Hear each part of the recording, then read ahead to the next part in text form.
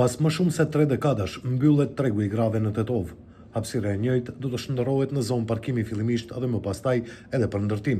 Ky vendim i Bashkisisë Fetare Islame nxiti reagimin e 10 rashitësve ambulante të cilët protestuan para miftynisë së Tetovës.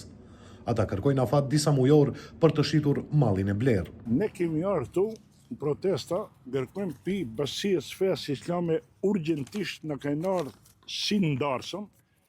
Dje në kanë prunë këtë letër, nesrit minjar javën gjivin të lirojmë tregun e grave.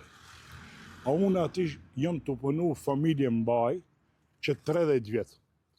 Më pak kom bo pages 18.000 euro veç une.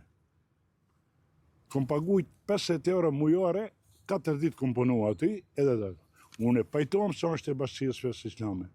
Ama shteti si shtet që është, tep një ofertë, 2 muj, 3 muj, edhe të më gjenë një vend tjetër ku të shkoj të punuj. Unë mbaj familje. A jo, sot për sot ti nesër të dalesh. Na gërkojna, bashkëpunujem me kryetarin e komunës, diçka, na zgjidhet një vend. Ku të shkojmë? Ne mbajmë familje. Problemi më i madh është problemi së shembe si të mirëmbash. Si të kalkulosh së shembe punët. Nëse kje njerëz pa aftë, në drejtim që mund të mbajnë pazarin, atë do të ndryshosh njerëzit që të mbajnë pazarin. Jo pazar gjithse, nuk din një qytet dhe një vend botës ku s'ka pazar. Dhe me automatizëm shumica e personave në të pazar kanë investu pare në madh. Kanë letër ose të ishim tesha, materiale, edhe sot t'i vish për javën tjetër do të mshelish, është absurde.